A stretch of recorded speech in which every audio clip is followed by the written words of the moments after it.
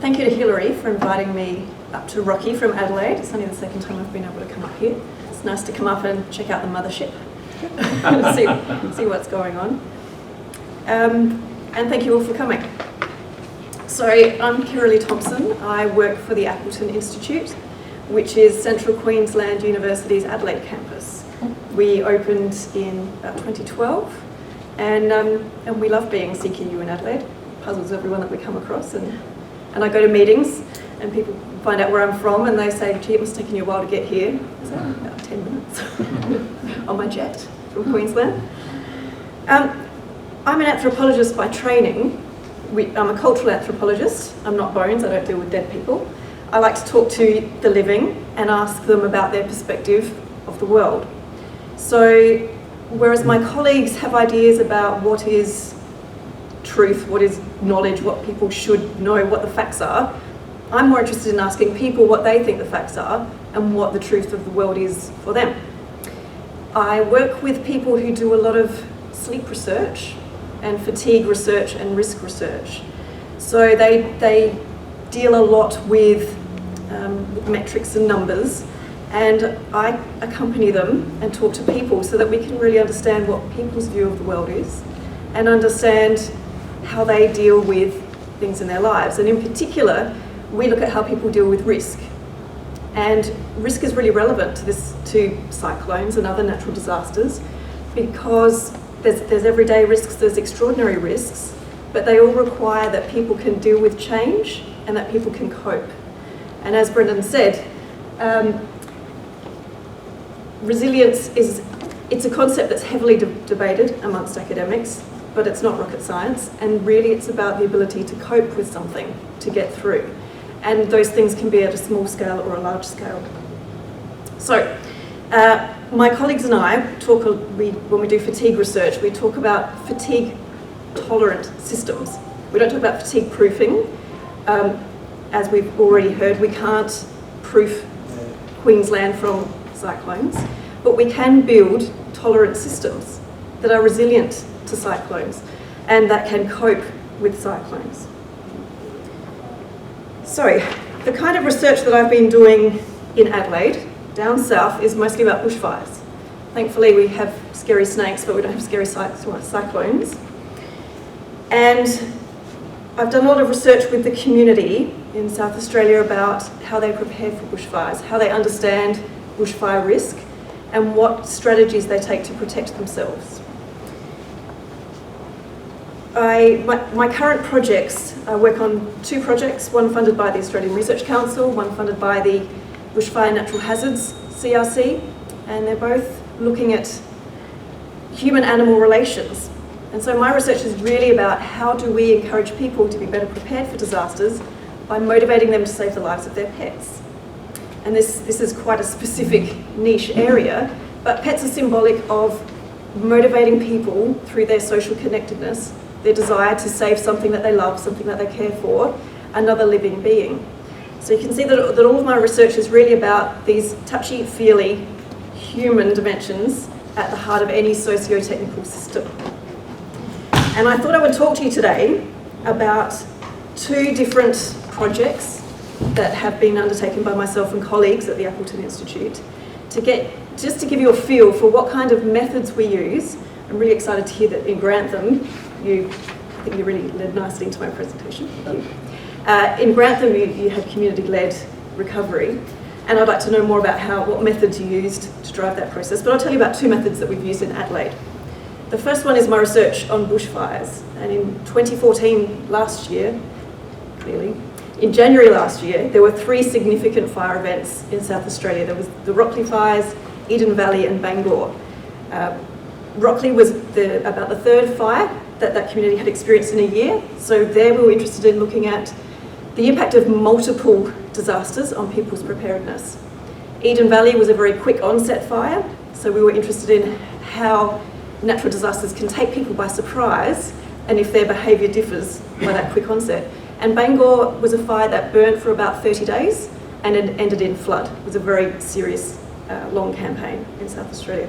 So I led some task forces where our aim was to find out how people had been affected by those events, what their experiences of those events were, to record that and to translate it back to the CFS and the CRC. And the method we used was very collaborative. We went into communities, we let them know we were coming first, we had advertisements in newspapers, radio interviews, we came announced, and we pretty much knocked on doors of people living in streets right on the fire scar, and sometimes of houses that were in the fire scar. And we asked people if they'd like to be involved in research. We had one researcher buddied up with a CFS community engagement officer, and we went into people's homes, and we had, they're called interviews, but they're really just informal chats with people about their experiences, and they lasted for about 60 minutes, and we got people to talk us through their experiences of these events and the impact that it had had on their lives. At the same time, we ran, and we interviewed about 170 people across 3 sites. We also conducted a statewide online survey so that we had a whole lot of metrics and more numerical data as well. So that was really a way of eliciting what are people's experiences. But we asked them about their community connectedness. Did they know their neighbours? Did they help their neighbours? Did they feel that they could call on their neighbours to help them in times of disaster? So edging into that resilience area, because we know that social networks are important for coping and for resilience. And that really gave us a kind of baseline of what people's knowledge was about disasters and how their communities worked. So I'll leave that project there and tell you about another project that was undertaken by colleagues of mine. Some colleagues of mine were asked to go to Kangaroo Island. They were invited by the local government there to talk about a vision for the future. So whereas the bushfire research I described was people talking through their experiences of the past, the work my colleagues did in KI was to talk to people about what their hopes were for the future. And they ran a workshop that they call Future Inquiry. And it's about 16 hours spent with a group of 40 to 50 people that represented the diversity of the local community. That was undertaken across about 3 days. And it was an opportunity for people to talk about the current situation of where they were living in KI, what their major concerns were, and what their vision was for the future. Because everyone was in the same room, they could all come up with a map of the future together. So we had buy-in, collaboration, all of those good things. At the same time, it actually led to a document being written about issues to do with road maintenance that were causing quite a financial burden for the local government. And that document was taken at a federal level and actually ended up creating some change whereby the federal government started paying for those roads. So there were real life outcomes, tangible ones, and there was a strengthening of the community in that area. So as a social researcher, I thought I would let you know about those. They're just 2 very basic examples of how we try and engage with the community. Because we do know how valuable it is to have community buy-in. But I'm careful to say this is not a black and white issue. It's not a case of either people come in top down and say, I think this is what you want, and we'll get it done and we'll get it fixed now. It's not a case of that opposed to community saying, this is what we really want and this is how we want it. Because sometimes community don't know exactly what they want. And sometimes outsiders don't know exactly what community want. But we need to be able to set up a discourse and a conversation where people feel confident enough to share their expertise. Because experts, researchers, academics, we are experts on particular topics, but people are experts on their own lives. And we often forget that. So there shouldn't be a sense of talking down or passing on knowledge, but really sharing knowledge and creating an interchange. So how might we apply those 2 research methodologies to the case of Cyclone Marsha? And I think that could be done in 2 stages. One might be to go out and do the kind of door knocking and listening to people about their experiences, but also listening to them talk about what they like about Rockhampton or Yeppoon or areas that have been affected, what they really love about their community, what they think makes their community thrive, and what they think could make the community thrive even more. So what I'm really talking about here is using community engagement to find out not only how the cyclone affected people, but how people understand their own lives. So that would give us, we could use that information to develop a kind of baseline again of what the community think about themselves and how they identify themselves. That's something that could be presented at a future inquiry style workshop as a sense of a baseline, but asking people, what do you want for the future? And sketching out how can we all get there together? And are we on the same page? So what might be the kinds of things that people would talk about at a future search or future inquiry workshop? And really, when it comes to resilience, as I've said, it's about coping. Coping with the things that happen in life every day, be it a cyclone or a car crash, or missing the bus to work. And Louise, you're probably familiar with the psychological literature. If we look at the kinds of things that make individuals resilient, that help individuals to cope, and then we conceive of the individual as the unit for society, we can translate those coping dimensions at a broader level. So there's 6 well-known examples of how people can cope, or 6 indicators of people that are good at coping.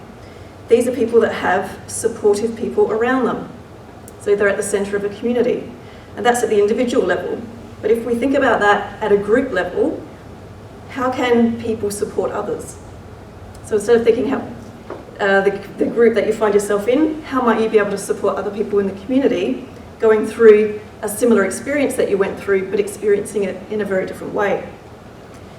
People that are good at coping are people that can ask for help. And that's really hard to do. Culturally, as Australians, we're not very good at it. Vulnerable people in the population are not very good at it. We know that farming men are not very good at it. And we know that vulnerable people, the elderly, people with mental health issues, might not even be aware that there's someone to ask for help for in the first place. So at the group or community level, we need to think about how can we offer help to others? What conditions do we need to put in place that people feel able to ask for help? The third quality of people who cope well are that they can see their own point of view amongst other people's points of view. So someone might be able to see that their experience of the recent cyclone is quite different to someone else's. It's not better or worse, there's not a sense of competition, but there's an understanding that everybody has had a different type of experience of the same event. But to achieve this at a community level, we need to be interested in other people's experiences. We need to move beyond ourselves. The fourth quality is that people who cope well don't blame themselves, but also they don't blame others. And this can be extrapolated to a sense of, as we get through the stages, as people start to cope with this disaster, what we often find in communities is that there's a sense of competition between people. They think someone else is getting more than them. This often rears its head around insurance issues. The fifth point is quite similar to the first one that I said about supporting people, is that people talk about what they went through, but they also need to listen to others. And we need to set up the kinds of conditions that help us listen to others. And it sounds really basic, but when everybody's busy scurrying around trying to rebuild their own homes, it's hard to remind people to sit and listen. And listening is what we as researchers need to do as well, and as experts. And the final quality is that people who cope well are solutions focused rather than problems focused. So that's something that can unite people, regardless of their particular experience, to get together and talk about what would we need to put in place in Rockhampton to help individuals gain those qualities or to improve on those qualities, and to help individuals contribute to a group level. Okay, so thank you for letting me tell you about these 2 different research methodologies. These are just 2 examples, and my ideas as a researcher. The whole point of me coming here tonight is so that we can get together, build a relationship, and talk about what ideas we could come up with that we might have never thought about before. So thank you.